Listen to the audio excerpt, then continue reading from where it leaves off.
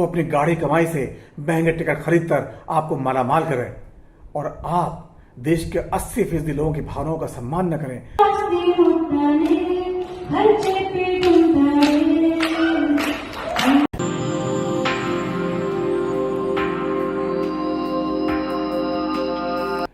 Boycott Bollywood trend अब ऐसे मुकाम पर पहुंच गया है कि समझ लीजिए आर या पार वाला मामला बन गया है।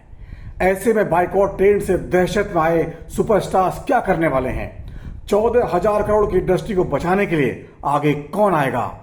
करण जौहर किसको समझा रहे हैं अगर ब्रह्मास्त्र फ्लॉप हो गई तो सरकार को बॉलीवुड से मिलने वाले करोड़ों के टैक्स का बड़ा नुकसान होगा। साउथ से भी सपोर्ट न मिलने पर करण जौहर ने अब सबसे बड़े दरबार से मदद मांगी है। क्या हिंदू विरोधी की छवि वाले सेलिब्रिटीज को देश के प्रधानमंत्री से कोई मदद मिलेगी? इन सभी बातों का खुलासा करेंगे, लेकिन सबसे पहले आपका स्वागत करना जरूरी है। नमस्कार, मैं हूं नवीन पांडे और स्पेशल खबरों के शो नवीन निष्कर्ष में आपका बहुत बहुत स्वागत है। दोस्तों, शायद आपको अंदाजा न हो, लेकिन बाइकॉट बॉलीवुड ट्रेंड ने एक बड़ी इंडस्ट्री की चूल्हे हिला दी हैं। अरबों रुपए के कारोबार करने वाले बॉलीवुड को लगने लगा है अगर अभी एक नहीं हुए तो सभी डूब जाएंगे, क्योंकि सभी उस बड़े जहाज में सवार हैं जो दुनिया के समंदर में मौज मस्ती के बीच तैर रहा है। जो हाल लाल सिंह चड्ढा और रक्षाबंधन फिल्म का हुआ, अगर वही ब्रह्मास्त्र का हो गया तो यकीन मानिए बॉलीवुड में ऐसा जलजला आएगा कि बड़े बड़े सुपरस्टार्स हिल जाएंगे। जो ट्रेंड्स दिखाई दे रहे हैं उनसे लगने लगा है कि ब्रह्मास्त्र को लेकर लोगों में जो गुस्सा है उसका दायरा और बढ़ता जा चुका है। अब तो लाखों ट्वीट्स आ रहे हैं, हर प्लेटफॉर्म पर एक ही आवाज सुनाई दे रही है, बाइकॉट ब्रह्मास्त्र। ट्विटर पर जब इसका ट्रेंड शुरू हुआ तो लगा था कि हिंदू धर्म पर बनी ब्रह्मास्त्र को लेकर लोगों का गुस्सा केवल मामूली रहेगा। जैसे ही फिल्म रिलीज का समय आएगा गुस्सा कम होता जाएगा। रणवीर कपूर को बीफ वाले बयान के लिए लोग माफ कर देंगे और आलिया भट्ट के बयान भी भूल जाएंगे। पाया beef, red meat guy. I'm a big beef guy. लेकिन करंट ट्रेंड बता रहा है कि मामला बहुत ज्यादा गंभीर हो गया है। बॉलीवुड का बड़ा मार्केट नॉर्थ इंडिया का है और यहां से बेरुखी मिलने पर बेहद शातिर कारोबारी करण जौहर ने दक्षिण में हवा बनाने की कोशिश की। अपने प्रभाव का इस्तेमाल करते हुए हैदराबाद में एक प्री रिलीज इवेंट प्लान करवाया, लेकिन बताते हैं कि वहां भी इवेंट को सपोर्ट नहीं मिल पाया, इसीलिए उसे कैंसिल करना पड़ा ताकि नेगेटिव पब्लिसिटी बढ़ न जाए। ब्रह्मास्त्र जिस बजट में बनी है, ऐसे बजट में मौजूदा समय में 1 या 2 फिल्में ही बनती हैं साल में। 410 करोड़ रुपए से अधिक की फिल्म का बजट है। ऐसे में अगर फिल्म फ्लॉप हो जाती है तो इसका नुकसान करण जौहर को तो होगा ही, बॉलीवुड का कॉन्फिडेंस बुरी तरह से गिर जाएगा। बड़े फाइनेंसर्स फिल्मों में पैसा लगाने से इनकार कर देंगे। करोड़ों की फीस लेने वाले सलमान, शाहरुख, अजय देवगन, अक्षय कुमार, ये सभी स्टार इन पर असर पड़ेगा। इतना ही नहीं, बहुत बड़े पैमाने पर टेक्नीशियंस का रोजगार भी जाएगा, छिनेगा। सरकार को भी टैक्स का नुकसान होगा। दुनिया में सबसे ज्यादा फिल्में भारत में बनती हैं। यहाँ हर साल 20 से ज्यादा भाषाओं में 1500 से लेकर 2000 फिल्में बनाई जाती हैं। लेकिन रेवेन्यू के लिहाज से भारतीय फिल्म इंडस्ट्री अभी केवल 2.1 अरब डॉलर की है, जबकि अमेरिका और कनाडा का फिल्म उद्योग ही 11 अरब डॉलर का है। यहाँ साल में केवल 700 फिल्में बनती हैं। पीएचडी चैम्बर ऑफ कॉमर्स की एक रिपोर्ट के मुताबिक अगर कोरोना नहीं आया होता तो हमारी इंडस्ट्री 25,000 करोड़ तक पहुंच चुकी होती। कोरोना से पहले करीब 14,000 करोड़ की इंडस्ट्री का कारोबार होने लगा था।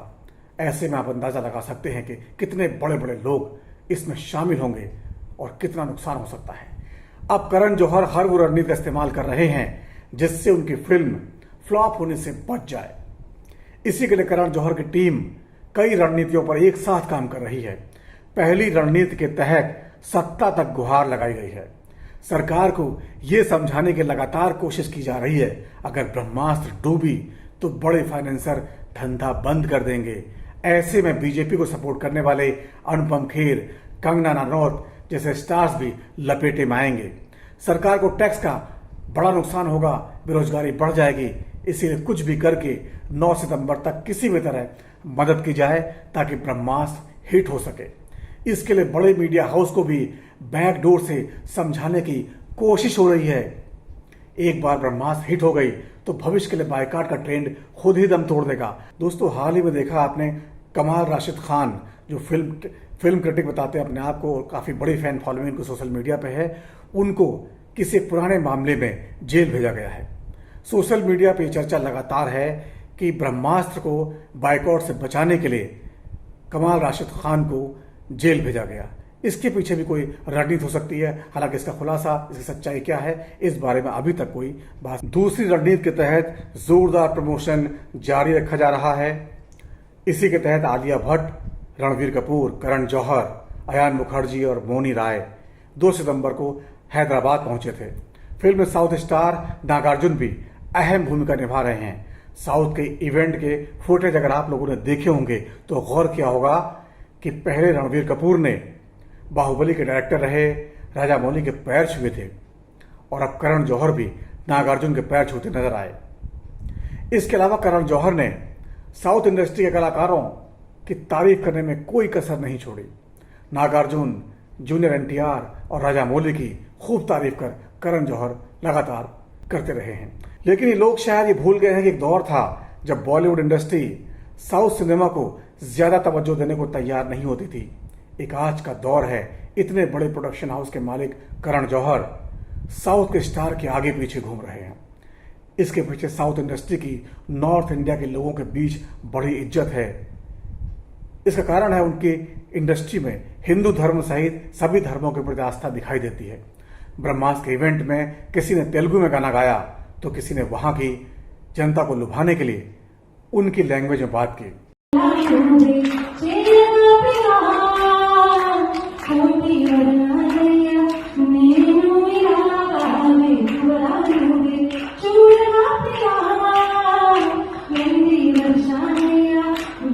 నా కెరీర్లో బిగ్గెస్ట్ ఫిల్మ్ బ్రహ్మాస్త్ర, బిగ్గెస్ట్ ఈవెంట్ కూడా ఇదే. మంచి సినిమాని ఎప్పుడు ఎంకరేజ్ చేసే తెలుగు ఆడియన్స్ కి పెద్ద థ్యాంక్స్. మా బ్రహ్మాస్త్ర కూడా అందరికీ. इस मौके को और ज्यादा भुनाने के लिए साउथ के सबसे पसंदीदा एक्टर जूनियर एनटीआर को मंच पर बुलाया गया। दोस्तों, एक वक्त था जब साउथ फिल्म इंडस्ट्री को ज्यादा तवज्जो नहीं दी जाती थी, लेकिन कुछ साल पहले आई बाहुबली फिल्म ने वक्त बदल दिया, जज्बात बदल दिए। हर कोई साउथ मूवीज का दीवाना हो गया। फिर कुछ और फिल्में आई जैसे पुष्पा, RRR, KGF। इन सभी फिल्मों स्टार्स ने पूरे देश में कामयाबी के झंडे गाड़ दिए। यहां तक तो सब कुछ ठीक था। दिक्कत तब हुई जब उत्तर भारत में बॉलीवुड वालों के लिए नफरत पैदा होने लगी। स्टार्स का एटीट्यूड, फिल्मों में हिंदू धर्म का लगातार अपमान और दूसरे धर्मों को अच्छा दिखाना, देश विरोधी बयानबाजी करना, हरकतें करना, ये सब कुछ सुन सुनकर और देखकर लोग तिलमिला गए। इसलिए जब ट्विटर पर बायकॉट बॉलीवुड ट्रेंड शुरू हुआ तो लाखों लोगों ने सपोर्ट करना शुरू कर दिया। बॉलीवुड ने इसको हल्के में लिया, लेकिन जब आमिर खान की फिल्म लाल सिंह चड्ढा और अक्षय कुमार की रक्षाबंधन ने पानी भी नहीं मांगा तो बॉलीवुड के लोग हिल गए। अक्षय रामन इतने बड़े स्टार हैं कि उनकी फिल्मों का लोगों को इंतजार रहता है, इंतजार अब भी रहता है, लेकिन सबक सिखाने के लिए, फिल्म को फ्लॉप कराने के लिए। आम दर्शकों में बॉलीवुड में जिन सेलिब्रिटीज की निगेटिव इमेज है उनमें करण जौहर सबसे आगे हैं। वो खुलेआम बॉलीवुड में नेपोटिज्म को बढ़ावा देते हुए दिखाई देते हैं। स्टार किड्स को प्रमोट करने में वो काबिलियत को इग्नोर करते हैं, जबकि बाहर से आने वाले स्ट्रगलिंग एक्टर्स को सपोर्ट नहीं करते। काबिल एक्टर सुशांत राजपूत को परेशान करने वाली खबरें भी जो आई उनमें भी करण जौहर का नाम सुना गया। इससे भी लोगों में गुस्सा भड़का हुआ है। इसके अलावा अपनी बिंदास पार्टियों और गंदे जोक्स उनकी पहचान ऐसे इंसान के तौर पर बनाते रहे हैं जो अपने बड़े प्रोडक्शन हाउस के दम पर लोगों को अंगूठे पर रखता है। कुछ लोगों ने इस फिल्म में अहम भूमिका निभा रहे अमिताभ बच्चन को भी नहीं बख्शा और इस ट्रेंड के जरिए उन्हें टारगेट करने लगे। एक यूजर ने उनके लोकप्रिय शो कौन बनेगा करोड़पति के 2 तस्वीरों को शेयर किया। पहली तस्वीर में बिग बी घूंघट प्रथा पर टिप्पणी करते हुए दिखाई दे रहे हैं, जबकि दूसरी तस्वीर में उन्होंने हिजाब पहनी महिला को कोई प्रतिक्रिया नहीं दी। सोशल मीडिया पर आमिर खान की पीके फिल्म के उस सीन का भी जिक्र किया जा रहा है जिसमें रणबीर कपूर ने कैमियो का रोल किया था। वहीं उन्होंने इस दौरान अपने चेहरे पर पिटाई से बचने के लिए हिंदू देवी देवताओं के फोटो का इस्तेमाल किया, उनका स्टिकर लगाया था। ब्रह्मास्त्र के मेन एक्टर रणवीर कपूर ने 2011 में बीफ खाने वाली बात स्वीकार की थी। रॉकस्टार फिल्म के प्रमोशन के दौरान टाइम्स नाउ के साथ इंटरव्यू में रणवीर अचानक झोंक में कह गए कि वे बहुत बड़े वाले नॉन वेजिटेरियन हैं, इतने कि बीफ खाने से भी परहेज नहीं करते, बीफ खाना उनको पसंद है। ये बयान तब भी सुर्खियों में आया था, लेकिन तब इसे कपूर फैमिली ने खुद को अल्ट्रा मॉडर्न साबित करने के लिए इस्तेमाल किया था। रॉकस्टार एक अच्छी फिल्म थी और सुपरहिट हुई थी। रणवीर इसी फिल्म से बड़े स्टार बन गए थे। लेकिन इसी के साथ ये भी तय है, तब सोशल मीडिया इतना ताकतवर नहीं था, इसलिए लोगों में गुस्सा होते हुए भी उसको प्रकट करने का कोई जरिया नहीं था। मीडिया वालों को फिल्मी पीआर कंपनियों के जरिए मैनेज करना आसान था, लेकिन अब हालात बदल गए हैं। आज यूपीए की नहीं, मोदी की सरकार है। आज हिंदू जाग गया है। उसे साफ लगने लगा है कि जब भी फिल्म में गुंडा, बदमाश, बलात्कारी, डकैत यानी सारे विलेन वाले काम होंगे तो पूजा पाठ करने वाले किरदारों पे करवाए जाते हैं। हाल ही में शमशेरा में भी आपने देखा होगा, संजय दत्त का विलेन वाला किरदार लंबी चोटी और पूजा पाठ करने वाले किरदार को दिया गया है, जबकि सबको साथ लेकर चलने वाले, समाज में भाईचारा बनाने वाले, ये सब बुराई से दूरी रखने वाले, ये सब किरदार अक्सर चाचा जान या फादर साहब को दिए जाते हैं। ये भेदभाव किसने खड़ा किया? ये एक तरह का धीमा जहर है जो हिंदू धर्म को बांटने के लिए इंजेक्शन के जरिए डाला जा रहा है। कुछ लोग कहेंगे पुरानी फिल्मों से यही ट्रेंड लगातार चला आ रहा है, जिससे नए राइटर, डायरेक्टर ये समझकर कॉपी कर रहे हैं कि समाज को यही पसंद होगा, यही सच्चाई होगी। अब जब दर्शकों ने जवाब देना शुरू किया है तो उनके होश फाकता है। कुछ दिन पहले तक करीना कपूर खान और हाल ही में आलिया भट्ट ने सीधे सीधे कहा था, जिसको हमारी फिल्में देखना है देखे, जिसको नहीं देखना है ना देखे, हमें कोई फर्क नहीं पड़ता। तो अब क्यों लल्लो चप्पो की जा रही है? इंतजार कीजिए 9 सितंबर का। वैसे किसी को अच्छा नहीं लगता इस तरह का ट्रेंड चलाने का, लेकिन आम जनता के हाथ में और कौन सा चारा है?